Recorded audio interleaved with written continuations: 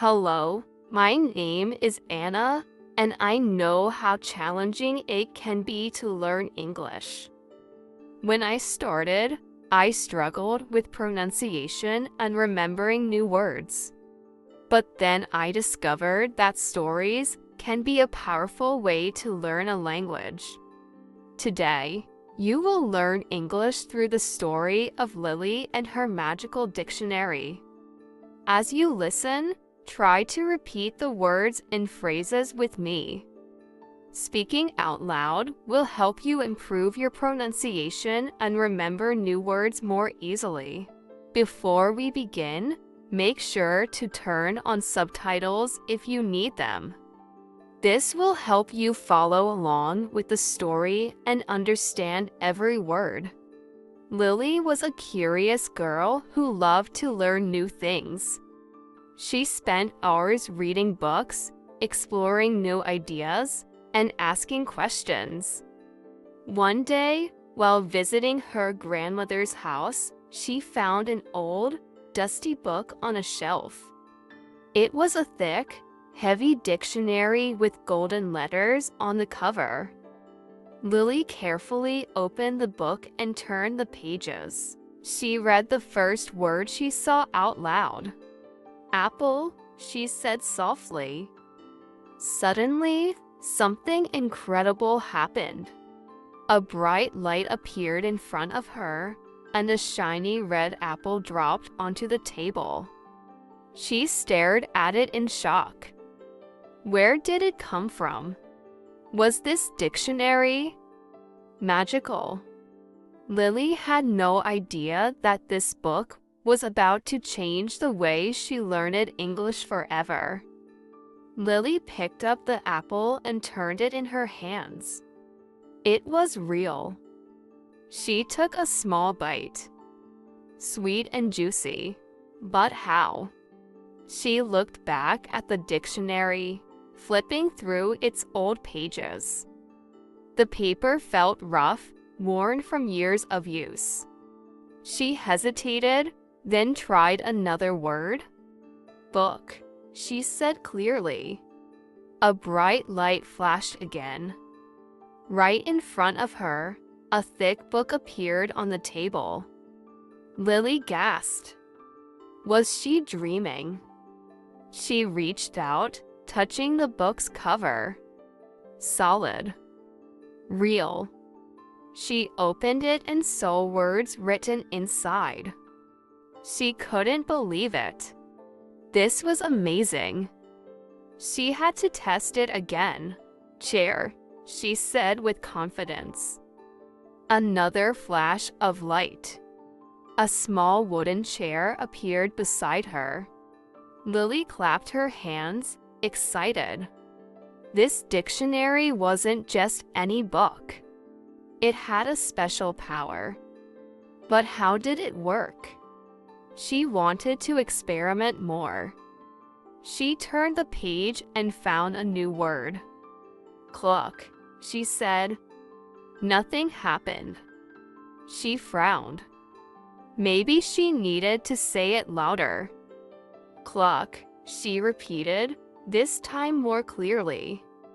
Still nothing. Then she noticed something strange.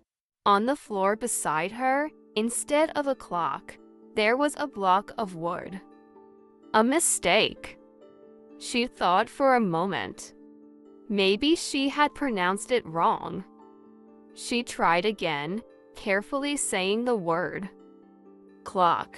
This time, a real clock appeared on the table, ticking softly. Lily smiled. She was starting to understand. This dictionary could create anything she said, but only if she pronounced the word correctly. If she made a mistake, the result would be something different. She realized that this book wasn't just magic. It was a tool to help her learn English. She needed to say the words clearly to get the right result. Excited, she turned more pages, eager to see what else she could bring to life. This was only the beginning of her adventure. Lily sat cross-legged on the floor, staring at the dictionary in amazement. This was the most incredible thing she had ever seen. If this book could bring words to life, she could use it to learn English faster than ever before. She carefully turned the pages, looking for a new word. Her eyes landed on one that she recognized, but had never said out loud. "Table," she said. A flash of light filled the room, and suddenly, in front of her, a small wooden table appeared. Lily reached out and ran her fingers over the smooth surface. It was real. She flipped through the pages again, eager to try more words. "Window," she said. A glowing light swirled around her, and when it faded, a large window frame appeared in the middle of the room. She could even see the blue sky through it. Lily couldn't stop smiling. This was incredible. But she wanted to push herself further. She didn't just want to say words. She wanted to say real sentences. She turned the page and found a word she knew well, water. She thought for a moment and then tried forming a sentence. "Can I have some water?" she asked aloud. For a second, nothing happened. Then, right in front of her, a clear glass of water appeared on the table. Lily picked it up, feeling the cool condensation against her fingertips. She took a sip, fresh and cold. She laughed, realizing how powerful this was. Not only was she learning words, but she was also practicing full sentences. Lily wanted to try another question. She found the word book again and thought of something useful to say. "Where is the book?" she asked. The dictionary glowed, and a voice, soft yet firm, answered back. "The book is on the table." Lily's eyes widened. This was new. The dictionary wasn't just creating objects. It was responding to her. She decided to test it again. "Where is the chair?" "The chair is next to the table," the voice replied. Lily felt a rush of excitement. This dictionary was teaching her more than just vocabulary. It was helping her form real conversations in English. But she had to be careful. She remembered how she had mispronounced clock earlier and received a block instead. What if she made a mistake again? She decided to experiment. "Flower," she said confidently. A beautiful red flower appeared in front of her. Then she tried a harder word. "Chocolate," she said, already imagining a delicious chocolate bar. A flash of light appeared, but when it faded, something was wrong. Instead of chocolate, a large piece of chalk sat on the table. Lily frowned. Chalk.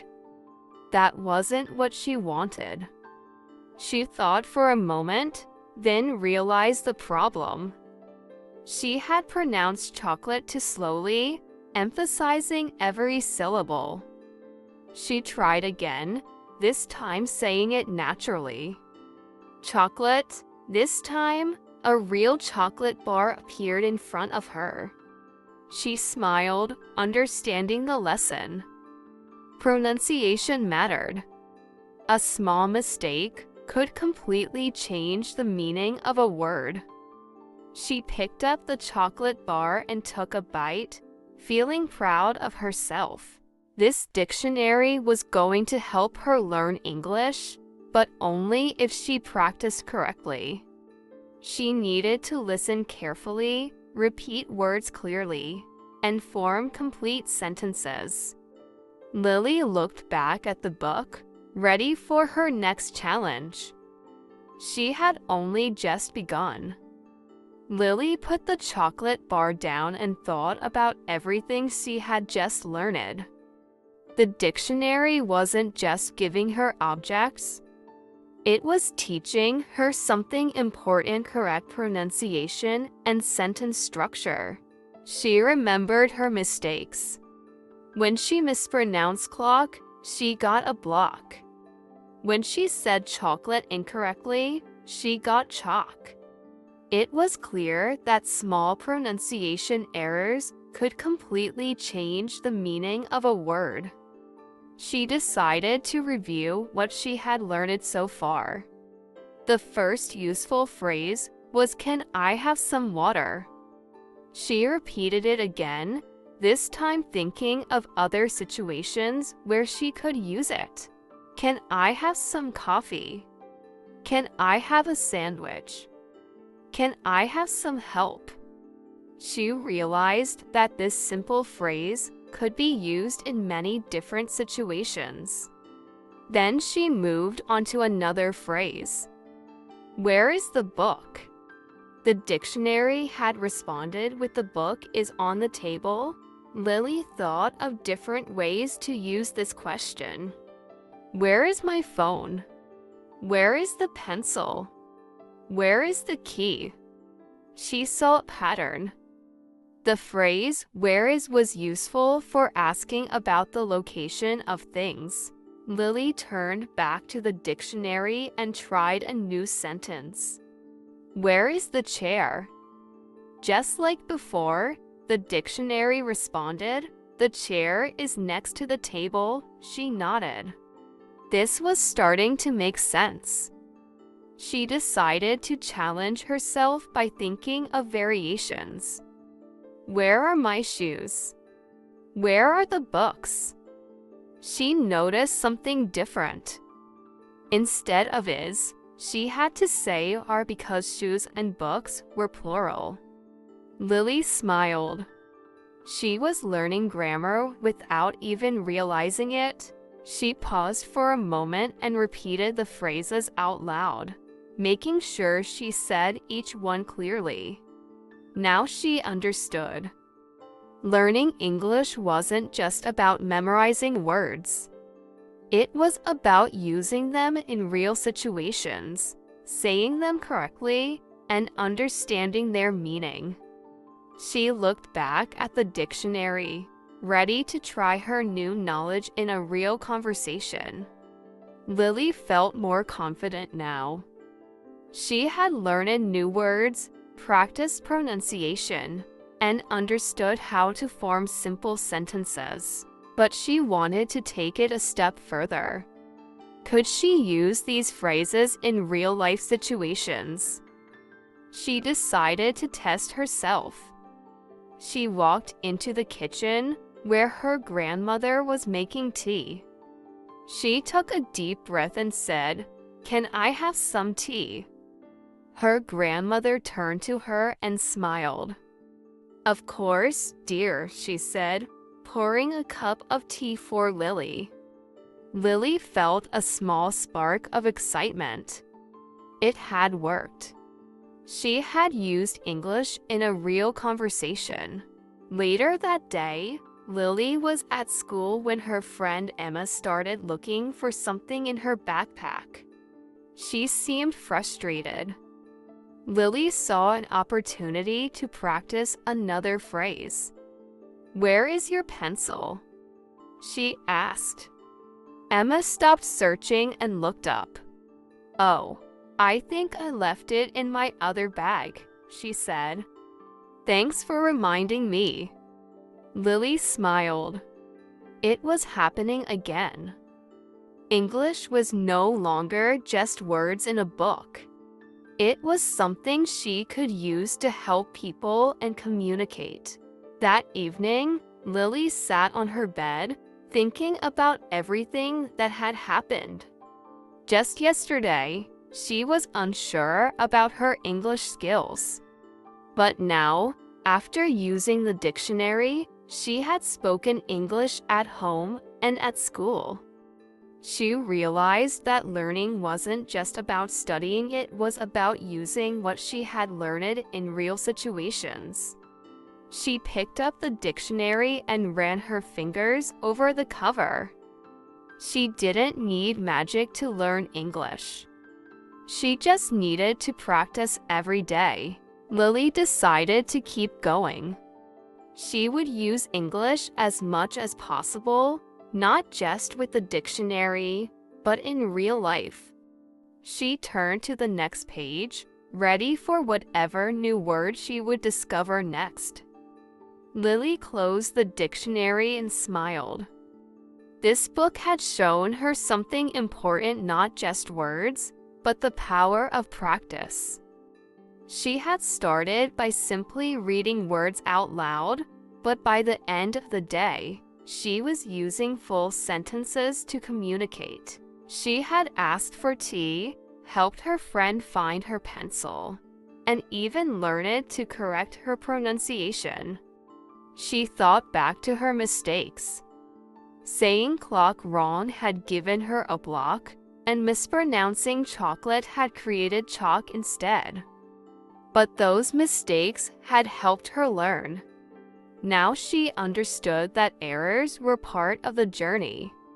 She took a deep breath and said out loud, "I can learn English." She repeated it again, more confidently this time. I can learn English. She knew she still had a lot to learn, but that didn't scare her anymore. She had taken her first steps, and every new word she practiced would bring her closer to fluency. If she could do it, anyone could. And so, Lily made a decision. She would keep practicing, keep speaking, and keep learning one word at a time. If you are watching this and learning English, remember this: the more you practice, the better you get. Keep going, and soon English will feel as natural as your own language. If you enjoyed this story, subscribe to the channel and join me for more. Every small step counts, and you are already on your way. See you in the next story.